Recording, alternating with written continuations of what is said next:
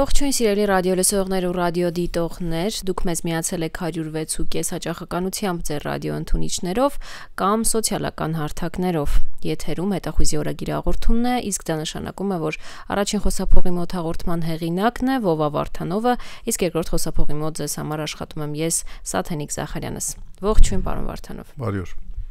Ես ուզում եմ անդրադառնանք երեկ ազգային ժողովում վարչապետ Նիկոլ Փաշինյանի այն հայտարարությանը, որ այո, պարտք են վերցրել եւ այո, զենք են գնել եւ զենքերը ավելի քան ժամանակակից են, բացի այդ վարչապետը նաեւ կոչ էր անում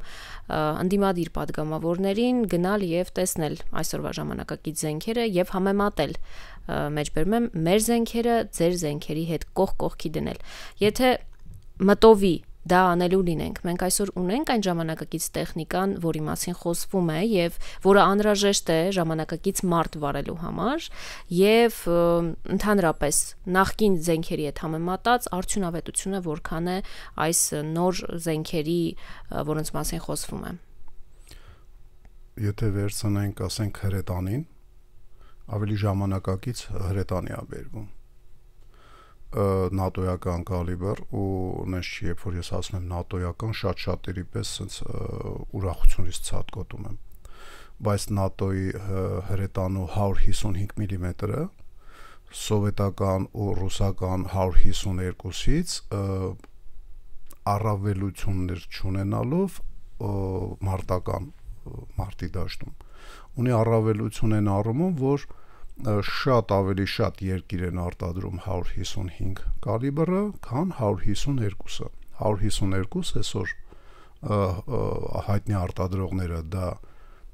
նախկին սովետական միության երկրներն են, որոնք որ սովետ միությունից դուրս են եկել։ Բոլոր սոցիալիստական երկրները սոցիալիստական բլոկի Վարշավյան պայմանագրի իրենք արդեն գրեթե բոլորը, կարծեմ Բուլղարիան դեռ ամբողջությամբ ոչ, անցել են 155 կալիբրի։ Բացի դրանից, ասենք, պայմանական հարավ կոչվածը Ինդոնեզիայով, Հնդկաստանով, բանով, իրանք բոլորը այդ անգլիական կամ նատոյական 155 կալիբրի վրա են, փաստորեն հաշվի առնելով, որ մեր ու Ռուսաստանի միջև բաներն են, թուրքերն են եւ վրացիները, որոնք մաքսիմալ փորձում են ռազմական բեռները թույլ չտալ իրենց տարածքով անցնի, ռուսական, հայկական, ռուսական արտադրության թեկոս։ Ուրեմն մենք ստիպված հարավից պետք է ասենք մատակարարում ապահովենք, իսկ հարավում էլ Թուրքն է, չէ՞, եւ հարավ-արևելքում Իրանն է։ Ուրեմն Պարսկաստանով եթե բերում ենք, բերելու ենք ասես մի հատ ֆռոցրած աջ ձեռով ձախական չորքորենք, եթե ամբողջ Խաղաղ օվկիանոսով, Հնդկական օվկիանոսով, Պարսից ծոցով ռուսական զինամթերք բերենք։ Ճիշտ է, Կասպից ծովով էլ կա այդ հնարավորությունը, բայց Կասպից ծովում, քանի որ Բաքվի Հանրապետությունը սահմանակից է անմիջապես իր առջև Միջին Ասիայի թուրքալեզու երկրների հետ, որոնց հետ հայտնի թուրքալեզու երկրների դաշինքն է կազմել, չի բացառվում, որ Ռուսաստանից Իրան ուղղակի, քանի որ չկա այդ նեյտրալ ջրեր, էլի բացառվի։ Կարճ ասած 155 կալիբրին անցնելը խելամիտ է, դա ավելի խելամիտ է։ Ավելի ժամանակակիցը բնական է, նոր արտադրածը պետք է ավելի ժամանակակից լինի։ Կապ չունի, որ այդ հնդկական, ասենք, հրետանային համակարգերը եւ ֆրանսիական համակարգերը 60 թվականների, ասենք, բան, ոնց որ ասած, գծագրած եւ ասենք արտադրվել է նոր որպես նոր զենք, ու մենք բանակի պահուստներից չենք վերցնում։ Դա վատ չէ, դա լավ է։ Ժամանակակից ռադիոէլեկտրոնիկայի հարցում ռուսական ռադիոէլեկտրոնիկան վատը չի, ասեմ, բայց էլի ոնց ենք մատակարարելու ռուսականը։ Այն ինչ որ մենք ունենք, դա այնքան էլ թազա չի։ Իսկ այսօրով ռադիոէլեկտրոնիկան շատ արագ է հնանում։ Եթե մետաղի զենքը, ասենք, տանկ լինի, թնդանոթ լինի, եսիմ ինչ լինի, ինքը 50-100 տարի անգամ կարա ծառայի, Դե հասարակ բան ասեմ, T-34 սովետական տանկը, T-34-85-ը, որը որ 43 թե 42 թվի ռազրաբոտկա 44-ից massայական ասենք դարավ սովետական բանակում, մինչև հիմա իր արդիականացված տարբերակները որոշ բանակներում կան։ T-34-ը 40 քանի թվի 80 տարեկան տեխնիկա, հələ կարող է հələ 20 տարի էլ ծառայի։ Երկաթը։ Ես ժամանակին, երբ որ ասում եի T-55-ները անվճար ռուսներից վերցնենք, իրենք կտան այնքան որ դիմող լինի, դա միջև ուկրաինական պատերազմը, միջև այդ որ մեր հարաբերությունները մի քիչ վատացան։ Ես նկատի ունեմ ODKB-ի քարտուղարին ձերբակալելը եւ այլն։ Այդ մետաղից բացի մնացած գրեթե բոլոր զենքերը շատ արագ հնանում են։ Ռադիոէլեկտրոնիկան շատ արագ հնանում, ՊՎՕ-ի ասենք հայտնաբերող գործիքակազմն բավականին արագ հնանում։ Կարճ ասած, պիտի բերենք այն զենքերը, որոնք որ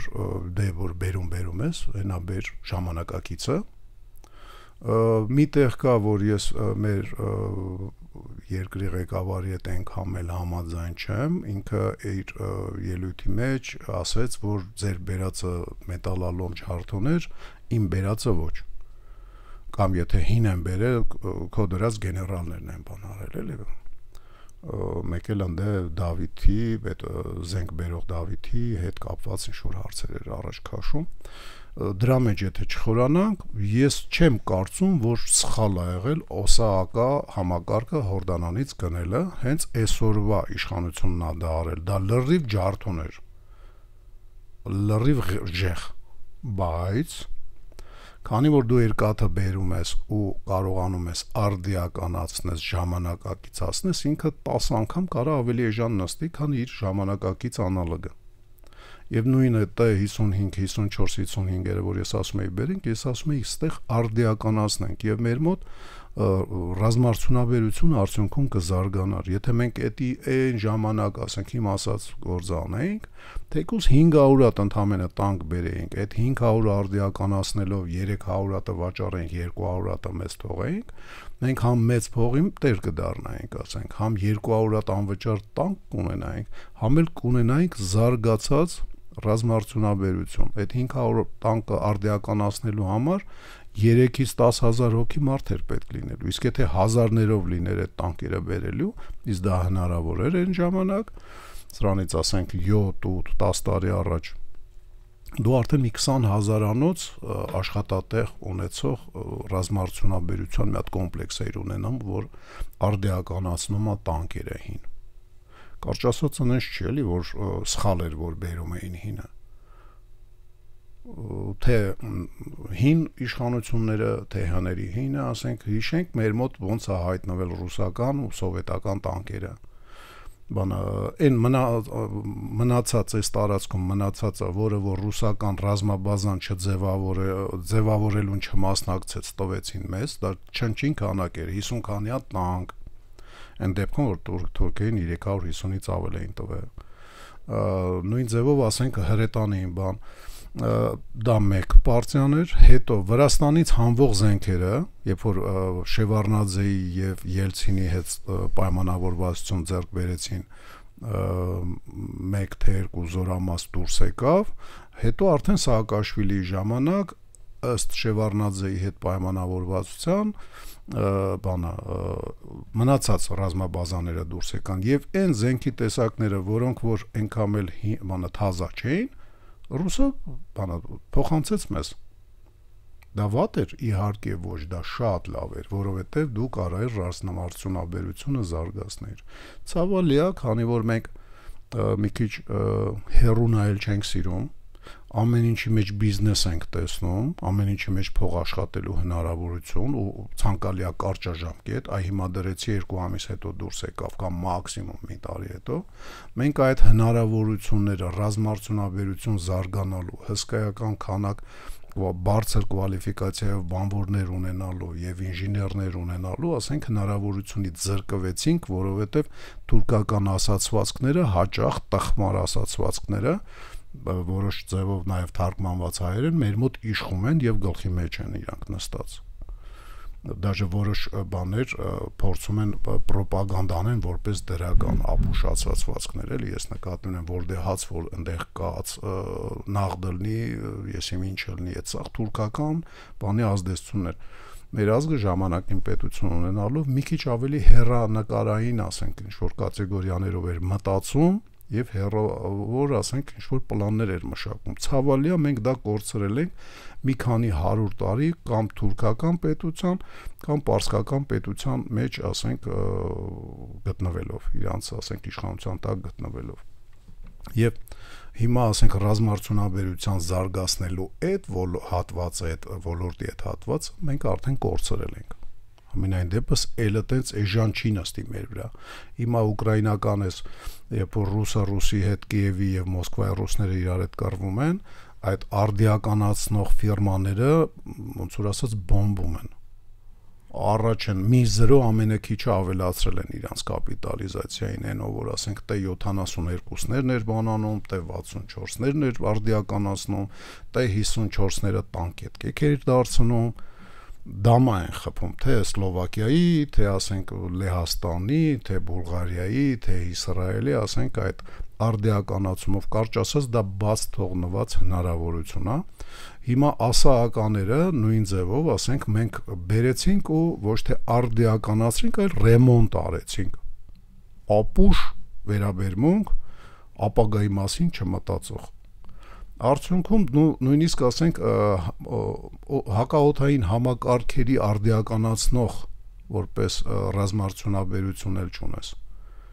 Դե չէ, տասահականները հսկայական քանակ վաճառվել են։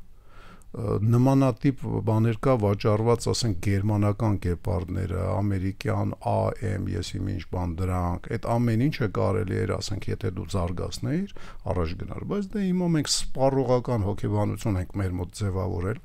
սպառողական կառավարություն ունենք, բնական է, բանը, պատրաստի աբրանքին են ձգտում իրանք հիմա համենայն դեպս։ Դե լավ, այն ինչ որ ձգտում եք, իմ կարծիքով այնքան էլ ճիշտ չի, բայց եթե էդ էլ է տարբերակ։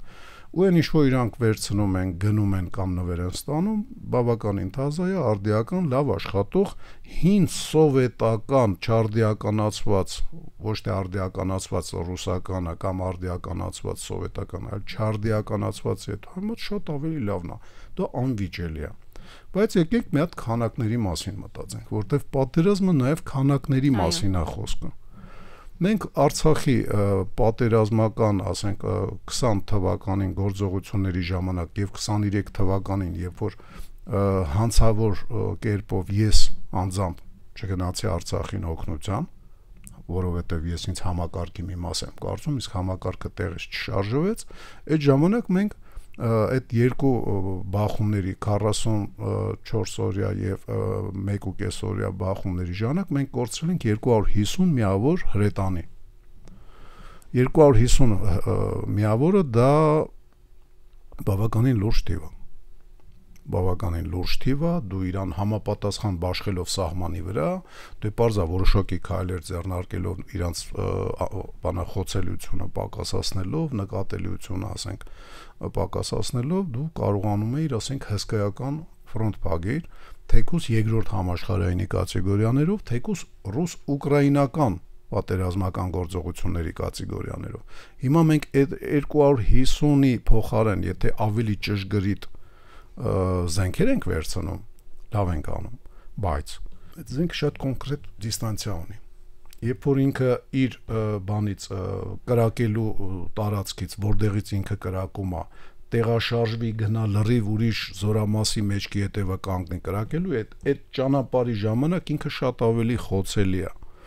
Փաստորեն դու քանակային հագեցվածություն չունես, երբ որ թանկանոց ժամանակակից զենքեր ես առնում։ Դու առնում ես պայմանական վերցնենք 250-ը կորցրել ենք ընդ է, պայմանական 250 Հայաստանում կար, հիմա դու 500-ի փոխարեն, ասենք, հայկական, ասենք, բնակավայրերը եւ բնակչությունը պաշտպանելու համար ունենալու ես,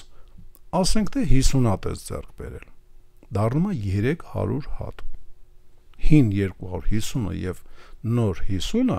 ոնց իրար գումարում ես 300-ից ավել չի կայնում եւ փաստորեն դու հրետանային ճեղքեր ես թողում հրետանային ճեղքեր, որոնք որ դու չես կարողանա ուրիշ զենքի տեսակներով փակել հրետանային հատվածը դու շատ ավելի հմուտ զինվորական եւ գլխավոր շտաբ պիտի ունենաս, քան միջև հիմա ես ունեցել իսկ ինչքանով դա կհաջողվի շատ կասկածելի է, այլի, որովհետեւ գլխավոր շտաբը հիմա իր անձնակազմի երևի 80%-ը պիտի Ուկրաինայի եւ Ռուսաստանի կողմից, բացի այդ Ռուսաստանի կողմից որպես դաշնակից երկիր, թաքցրած Ուկրաինայի կողմից, որովհետեւ Ուկրաինան թուրքերի հետ մի դաշինքի մեջ է, որ բանը գոհամա կոչվում, հակա օդեկաբը եւ այնքան էլ adekvat չի լինի, եթե բացահայտ անդե զինվորական դիտորդներ ունենաս, բայց այդ երկու կողմից էլ դու պիտի ռազմական դիտորդի տեսքով գլխավոր շտաբի սպաներին բոլորին կամանձեռովկեքով անցկացրածանեիր առաջնագծից մինչև երկրորդ գիծ թիկունք հրետանի սպաները, ասենք գլխավոր շտաբի եւ ասենք կորպուսների այնտեղ վարելային ծառայությունները, կարճ ասած բոլոր շտաբային գործողությունները, բոլոր դու պիտի այդ այր ընդ ուսումնասիրեիր, այս պահին որն է աշխատում, որը չի աշխատում։ Ես չեմ լսել, որ մենք նման բանով աչքի ընկնենք, որովհետև եթե մենք նման ձևով աչքի ընկնենք, ինչա անում է, ասենք Ֆրանսիան, ինչա անում է Անգլիան, մենք ռուսական պրոպագանդայի բաներում եւ ուկրաինական կլսենք, որ ահա, բանա զոհվեցին Հայաստանի զինված ուժերը այդտեղ ուղարկված կամ էլ վարձկանները։ Հեչ հանդիպում ենք, չէ՞, ամերիկյան վարձկաններին ենք խփել։ Ամերիկյան վարձկաններ չէին իրանք։ Իրանք կամ ուսուցիչ ինստրուկտորներ էին, կամ հետազոտող ավակ օղակի սպաներ էին։ Գլխավոր շտաբեր, Եվրոպայի հրամանատարության, ասենք, տարբեր օղակների սպաներ, որոնք եկել են դաշտում, ուսումնասիրում են ինչն է աշխատում, ինչը չէ։ Ցավալի է, ես չեմ տեսնում պրակտիկ ուսումնասիրությունը ժամանակակից պատերազմի, որը որ սկսվեց ոնց որ ասենք 44-օրյա մարտերի տեսքով, բայց վերածվեց ուրիշ բանի։ Այ մենք հիմա մենակ տելևիզորով ենք նայում։ Դա շատ ոնց ասեմ, հեչ ավելի լավ շտաբ ունենալու մասին չի խոսքը, ավելի լավ շտաբային սպաներ ունենալու մասին չի խոսքը, էլի ընդհանրապես, եթե դու տելևիզորով ես պատերազմ ուսումնասիրում։ Կարճ ասած, ճեղքեր ունենալու ենք բաների հրետանու միջոցով եւ ավելի հմուտ որտեղ դնես, որտեղ չդնես, ասենք այտենց ավելի հմուտ գլխավոր շտաբ պետք է ունենանք, հələ չեմ տեսնում, որ մենք ուզում ենք այդ հմուտ գլխավոր շտաբ ունենանք եւ կորպուսի շտաբեր ունենանք, կորպուսների շտաբեր։ Ինչ վերաբերում է հակաօդային համակարգերի, մեր հակաօդային համակարգը շատ, ասենք, արդիական էր համարվում եւ այս տարածքում ամենալավն էր մինչեւ 20 թվականը։ Մի հատ փոքրիկ բայցով մեծ պատուան կար մեջը։ Մենք ունեինք, ասենք,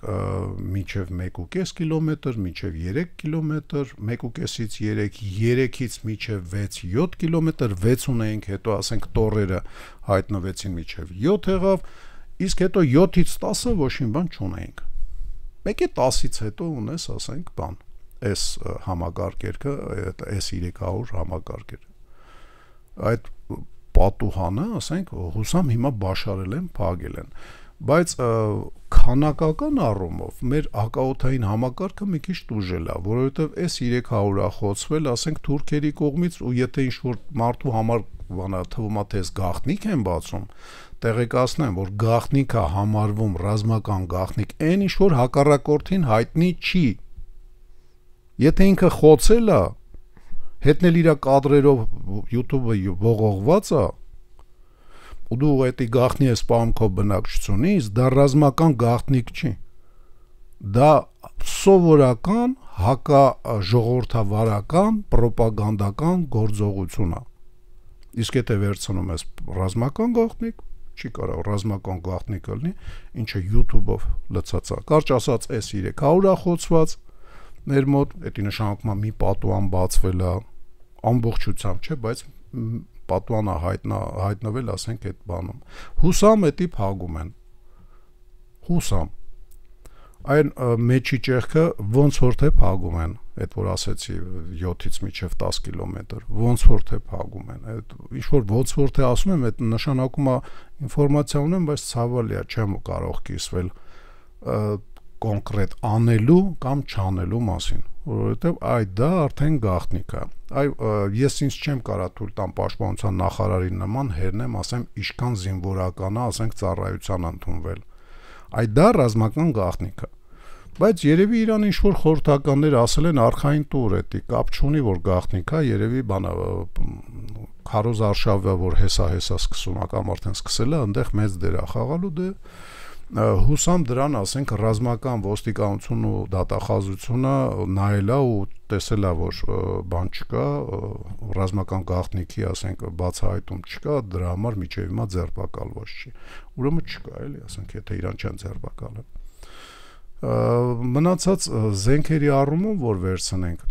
համոզված եմ, որ քանակները բավարար չի լինելու, ու դա տարական մաթեմատիկա է։ Մեր բյուջեի հետ կապված, պարտքի հետ կապված, որը որ վերցնում ենք, այսօրով, այս ռուս-ուկրաինական, այս երկու Իվանների կռիվները, երբ որ սկսեցին, զենքի գները 3 անգամ, 5 անգամ, 10 անգամ աճել են։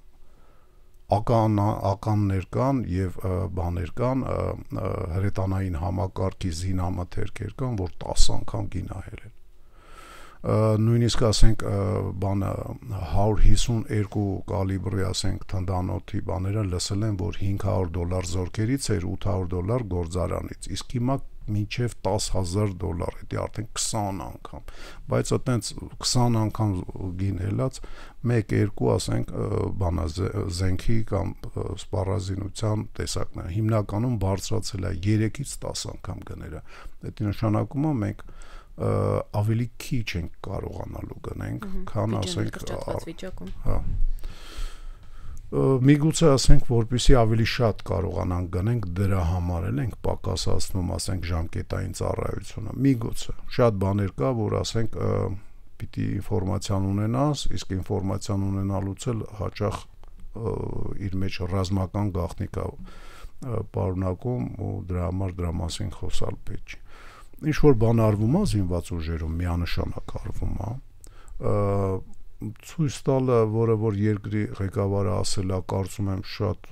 բանա, սխալ բանա, դա ցույց տալու չի, այն ինչ որ ցույց ես տալու, պարադների վաղ ցույց տուր, այն ինչ որ բանա, թեկուս ինչ որ բանակի օրվա հետ կապված ոչ հանրապետական պարադ, այլ խոսքի ինչ որ փոքրիկ տարածքային, ասենք, ստորաբաժանումների կամ ստորամիավորումների բանա շքերթների ժամանակ ցույց տուր, բայց ամեն ինչ ցույց տալ դա բնական է չի կարելի։ Անկամ եթե գաղտնիության թույլտվություն կա, այդ գաղտնիության թույլտվություն կա, որպեսզի խոսքի այս կոնկրետ փաստաթուղթի հետ ծանոթանա, բայց զենքի տեսակի հետ դա առանձին թույլտվություն է պետք, հետո ինչի համար պետք է, ոնց որ հասկանում եմ երեսփոխանների մասին էր խոսքը, չէ՞, դեպուտատները, որ գան, իրանց ինչին է պետք, ասենք, այդ երեսփոխանները, որ զենքից տեղյակ լինեն։ Դա պետք է մի խելամիտ լինի, էլի, չի կարելի ռոպագանդայի եւ ասենք Քարոզ Արշավի շրջանակներում երկրի անվտանգությանը վնաս հասցնել։ Օրինակ, ես շատ անհեռատես եմ, ստեղ էլ բարձրաձայնել եմ, երբ որ ինժեներական կառույցներ էին սահմանի վրա անում եւ ժուրնալիստներին տարան ցույց տվին, ասին նույնի հանգարց չնկարել, ապուշ վերաբերմունք, որովհետեւ թուրքերը այսպես նստած նայում են ու դաժե արմատուրի հաստությունը գիտեն բետոնի հաստությունը, գիտեն քանի մեքենա բետոնամեշալ կա, սա այդ իրանց մոտ բանա նախագիծն էլ ասենք վերևից, ասենք տիեզերքում հետախույզներ ունեն, չէ, ասենք 3 արդեն արբանյակ ինչքան հիշում եմ թուրքերը ունեն Բաքվի, չեմ ասում այդ Աթելսան բանը մաքուր թուրքական օսմանների վերև հանած, իսկ կարճ ասած այն ինչ որ գաղտնիք չի Թուրքիա համար գաղտնիք պահել մեր լրատվամիջոցներից, դա շատ հիմար մոտեցում էր, բայց դե հիմա ինչ արած մարդիկ կան, այդքան է իրանց պատկերացումը, բայց զենքի բանի հետ կապված շատ կներեք էլի։ Դա անգամ գաղտնիության փաստաթղթերի հետ աշխատելու իրավունք ունեցողը չպետք է դա զենքերի, ասենք, տեսակներից գաղափար կազմի, որը որ իրան պետք չի։ Իր աշխատանքային ֆունկցիաներից դուրս է, կարճ ասած, բաներ կա, պետք է գաղտնի պայես, հավաքագրված, ասենք, պայմանագրայինների թիվն է գաղտնի, զորակոչինը այդքան չես կարա գաղտնի պայես, որտեվ անընդհատ 10 տարի ասում ես, այսքան մարդ է սովորում, այսքան տղա աղջիկ, պարզա չէ, ասենք, քանի հոգի տղա է։ Այդ քանի տղուց, ասենք, ինչ որ բանը ստատիստիկի ուսումնասիրել, ասենք, բաներ ստալի, որ այսքան հիվանդ է, այսքան բանով բանը տղա աղջիկ, այսքան մարդ հիվանդ է, արդեն մոտավորապես չէ, բավականին ճշգրիտ կարծիք ես ունենում, խոսքի օրինակ, եթե 20,000 հոգի ամեն տարի շրջանավարտ են լինում, հալալ կես եթե վերցնենք, չնայած տղաները մի քիչ շատ են, 10,000 հոգի, ասենք, տղա են, 10,000-ից, ասենք, 2,000-ը են ստատիստիկ, որ ուսումնասիրությունները հրապարակել ես 7-րդ, 8-րդ, 10-րդ դասարանցիների մեջ, գալիս է, որ 8,000 հոգի պոտենցիալ բան են։ Կարճ ասած, այդ նորակոչիկների մասին կարաս թիվ ունենաս, բայց պայմանագրայինների մասին չի կարելի նման բաներ խոսալ։ Դա է նա ինչ որ պետք է գաղտնի պահես։ Ու հիմա ինչ արած։ Ոնց որ ասացի, դատախազությունը ռազմական եւ ոստիկանությունը երևի եթե հանցանքի բան պարունակություն չի տեսնում, երևի դրա համար չեն ձեռնարկել։ Իսկ միգուցե դա ինչ որ տակտիկական քայլ է, ինչ որ սխալ թվեր հնչեցնել, որոնք կմոլորեցնեն թշնամուն օրինակ։ Գիտեք ինչ, միշտ բանը հակառակորդին ապուշի տեղ դնելը լավ բան չի։ Ինքը ապուշա Կիլդի մուլտիկների մեջ։ Երբ որ դու սխալ տեղեկություն ես տալի, ինքը սահմանափակ ժամանակ է աշխատում։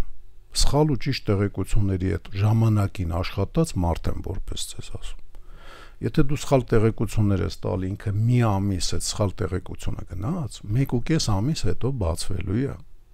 2 ամիս հետո է բացվելու։ Եթե դու պատրաստվում ես հարձակվես կամ հակառակորդի հարձակումն ես հիմա սպասում, դու հիմա սխալ տեղեկությունով կարաս իրան մոլորեցնես։ Բայց կես տարի հետո, եթե ինքը չհարձակվի ու դու չես հարձակվում, այդ բացվում է որպես սուտ։ Չես կարա սուտը միշտ պահես։ Այ ոնց որ ասենք խելամիտ մարդիկ, ովքեր որ ասենք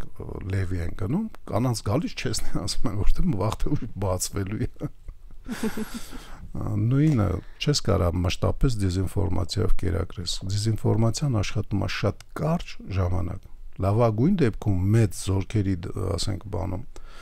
մի քանի ամիս, օրինակ գերմանացիները, երբ որ Լեհաստանի սահմանների վրա 1941 թվականին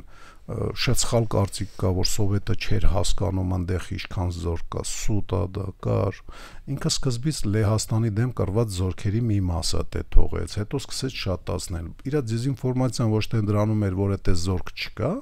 այ ասում էր Անգլիայի դեմ ենք։ Լավ, Անգլիայի դեմ ես, բայց Անգլիայի վրա հələ չես հարձակվել։ Ինչքան վաղ պետք է դեմ լնես, մի ամիս, 2 ամիս, ահա,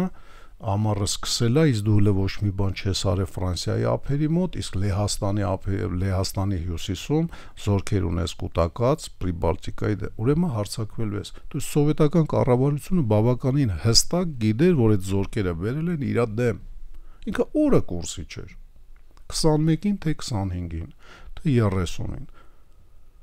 Կարճ ասած, դեզինֆորմացիան երկար չի աշխատում։ Ու երևակայի ճշգրիտ թիվ են ասել, մանավանդ, որ ասենք մեր մոտ խասյատ կա, չէ՞, մեկ էլ կարող է ճիշտ թիվը իմանային ու հանեին բացահայտ հայտարարեին, հե սա ճիշտը,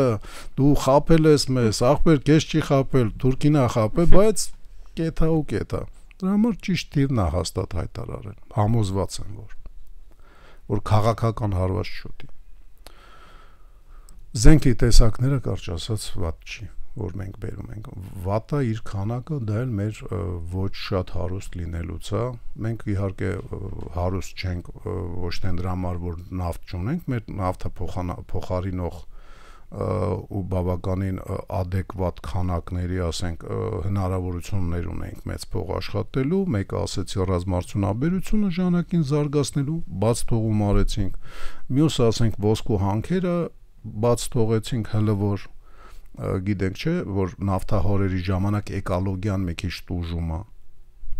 вообще հեչ եղել եք, ասենք, կամ ով ա եղել Բաքվի կողմերը միջև քանի գնում գալիս էինք, դե նավթը գետնին թափած էր,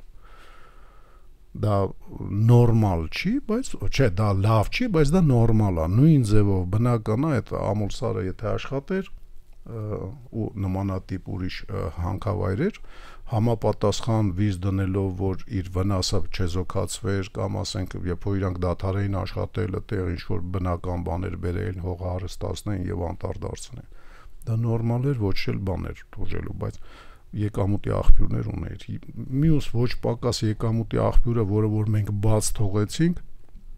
մեծ հնարավորություն առաջացավ ռուս-ուկրաինականը սկսվելուց, դա բանը առաջատար տեխնոլոգիաների վրա մեծ ուշադրություն չդարձնելը, որը որ լուսահոգի Կարեն Վարդանյանը հոգնավ երկրի ղեկավարներին, պայմանական հներին ու այսօր նոր հնացողներին, էլի ասենք, մեռավ ասելով, բայց մենք ինչ էինք տեսնում, սկզբից խոստանում էին, հետո մի քիչ անում էին, հետո կայնացնում էին, առաջատար տեխնոլոգիաները, եթե այդ ձևով լավ զարգացած ունենայինք, այսօր ռուսական բաները, այծիշնիկները, որ հսկայական քանակի դուրս եկան, կգային ստեղ, ոչ թե կգային ստեղ խոսքի օրինակ 100,000 հոգի, հետո 90,000-ը կհեռանար, 10-ը կմնային, այդ 100,000-ը ստեղ կմնային, եթե դու նորմալ IT ոլորտ ունենայիր զարգացած, էդ էլ է հսկայական փող բերում ու նավթին չի զիջում իր, ասենք, բաներով էլի, եկամուտներով, պետք է ուրեմն էլի ինչ-որ մի բանի վրա, հիմա ոնց որ թե սնունդն է թանկանում, գնալով աշխարհում, դե պառնիկներ, ոչ թե ապուշ, իսկ էսի ապուշությունա ու աննասունությունա, պառնիկի թույլտվությանը, ասենք, պառնիկը որ ստոլբեկ է տանգում, նույն գումարն են ուզում, ոնց որ բարձրարկ շենքի, շինարարության թույլտվության համար, բարձրարկ շենքի թույլտվությունը ու պառնիկի թույլտվությունը գրեթե նույնն է, հստակ գիտեմ, որովհետև, ասենք, նման թույլտվություն եմ սպասում, արդեն թիվը բարձրաձայնել են, 4200 մետրանոց պառնիկի համար 4 քանի միլիոն դրամ շին թույլտվություն, այդ գնով, ասենք, դու պառնիկը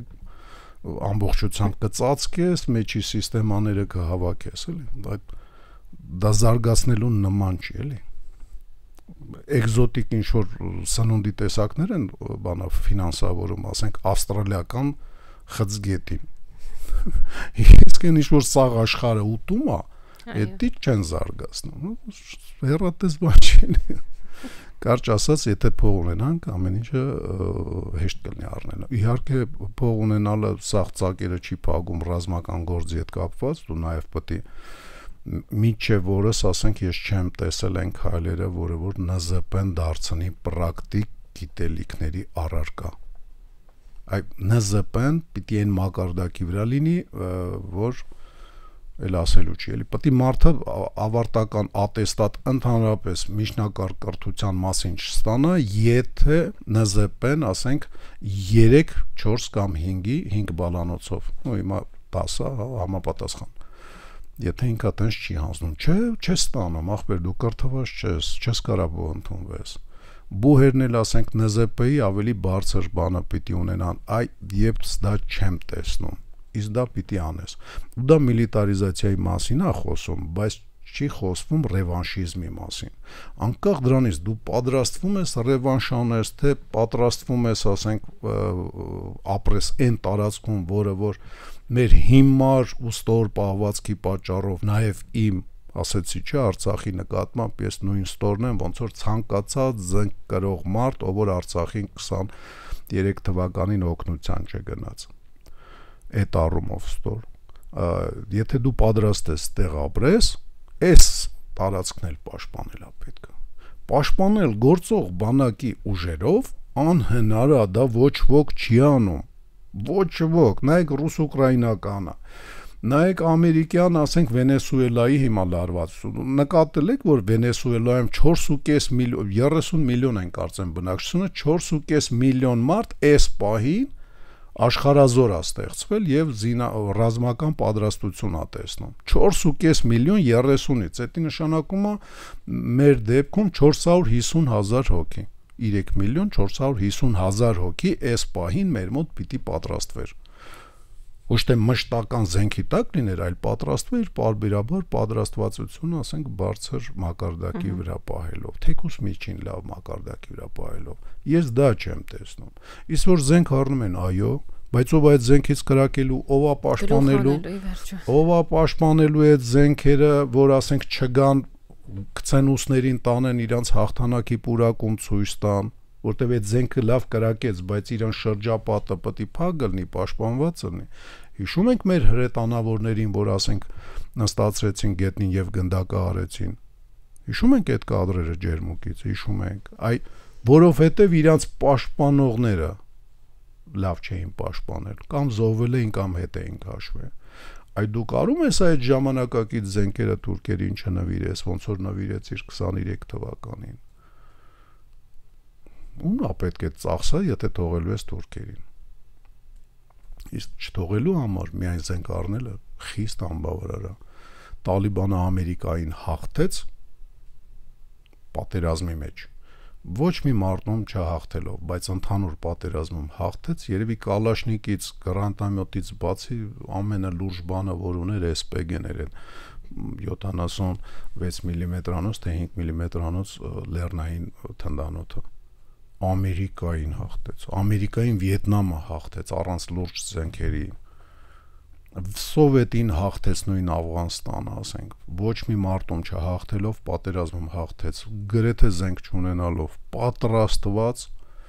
իհարկե նաև ճամբարներում հատուկ պատրաստություն անցած ապագա Տալիբանով, ասենք, մարզվել, պարապել, ու մի քիչ հիաղի տղամարդկանց, ասենք, կհանդիպես այն հաղթած երկրներում, որոնք որ հաղթել են գերտերությունների, իսկ թուրքերին հաղթելը համեմատ Սովետին հաղթելու, համեմատ Ամերիկային հաղթելու, դրա այդ համեմատ ոնց ասեմ, խաղ ու պարա։ Եթե դու նույն վերաբերմունքը անես, ոնց որ արել է, ասենք, ժամանակին աֆղանցին, ժամանակին վիետնամցին, պարապել, մարզվել եւ այլն։ Ես մեր ռադիոլսողներին ու ռադիոդիտողներին հիշեցնեմ, որ եթերում է Տախույզի օրագիրը հաղորդումներ, իսկ մենք կհանդիպենք հաջորդ ուրբաթ։ Ստեսություն։